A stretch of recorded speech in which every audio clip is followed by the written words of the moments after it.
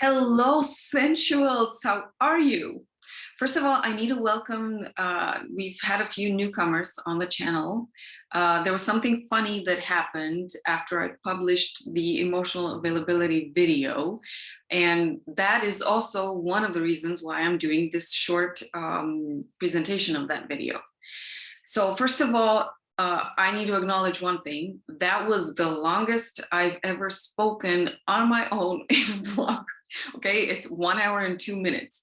And I do talk a lot, but not that long. So that was a first for me also. Initially, I wanted to redo that video and publish a more, what is this? Constricted or I don't know, abbreviated version. But I told myself, no, if this is emotional availability, then yeah, it's also going to take a bit longer for you to go through it, and that's okay. Secondly, I put timestamps under that video, so you're gonna follow the entire structure, and you can use them in multiple ways. You can use them if you have a question or a doubt in your mind somehow, you can just go directly to that topic, or simply you can't listen to that entire discussion in one go, and you can go and pick up where you left off. Totally valuable from that perspective as well. Now, a bit about the video. First of all, I don't judge in that video. I know sometimes I use these words like freaking, effing, whatever. That's because I have a lot of energy, and that's how it comes across. I have a lot of energy, I think fast, and it's better now in my 30s, but in my 20s, I couldn't even make one sentence coherent because I had so many jamming in there and just stupid stuff coming out of my mouth. So now my energy is a bit slower, but it's still fast. So that's what you're going to see with those words. Those are not judgment. I needed you to know this is something about me. People who see me in person, you know, in live, in presence, in somatica, they kind of see this about me. I'm not your classical feminine presence, soft and slow and charming and all that. I'm kind of a explosion. I've always been like that. That's my energy, but you know, high energy, basically. I've always had high energy since I was a kid. So I don't pass down judgment. Don't let those words fool you. Also, I don't pass down judgment from the perspective of should you be or should you not be emotionally available. I've been checking out some videos on YouTube about emotional availability. And at least the first few searches that I came across were directed towards men, how men are not emotionally available, or towards women, how women are not always emotionally available and what they do when they are not. That has the perspective of dating, relationships, so on. From a coaching and personal growth perspective, the focus is on I, whoever the I is that is listening to that. So it's always towards yourself. And another thing you're going to hear in that video is that we are cyclical. So I don't advocate automatically that we should always be emotionally available. No. If anything, I advocate for us to follow our natural, build, our natural wiring or makeup. So we don't always have the energy or the nervous capacity. You're going to have to listen to the video to know exactly what I mean by this, to be emotionally available for others. And it's not, as human beings, we are cyclical, just like everything else that happens out there. So there are times when we will be rested and fully charged, and we have energy for whatever it is that we want to use it on. And if we want to use it on emotional availability for others, fine. But there are times when we don't have that.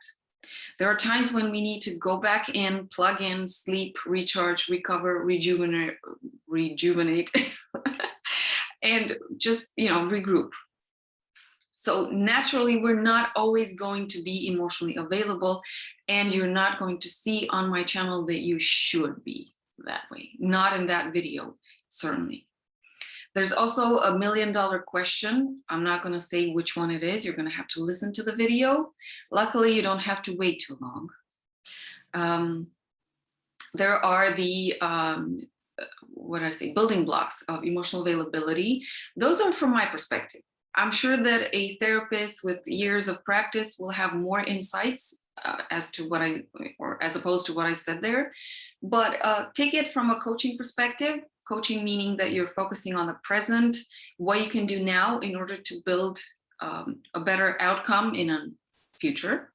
So I don't necessarily look at stuff that happened in your past and all of that. I do mention those, but I don't focus on those because coaching isn't about that. Therapy is about that. And of course, the very core and zest and juice and succulence of the entire video is how we enter relationships and how we go about relationships when we look at emotional availability. And I had 7 aspects there that I looked at. That is the core of it, but I don't necessarily recommend you to skip right to that part because I feel that the beginning stuff is important. So if you have to, listen to that and, take a pause or when you go for a long walk or for a long trip that you're not driving, so you can stay attentive or pay attention to what I say, listen to that. So I think there's a proper time for that video. Don't push yourself. If at a certain point you just don't push yourself, that's okay.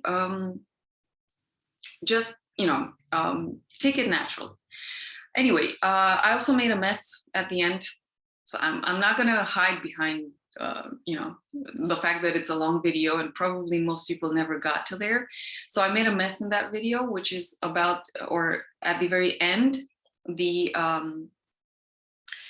next to last question, that is the social environment and how that affects our emotional availability. I made a mess there. That answer makes absolutely no sense. And the reason it doesn't make any sense is that I was speaking for too long. And I'll take, I was no longer brainily available for the discussion. That's what happens. You want to go for that, but you just mess up. So I'm definitely going to film that bit separately. It will be probably emotional availability and our social environment. There is stuff to be said about that and how that impacts our intimacy, obviously. But it'll have to be in another video.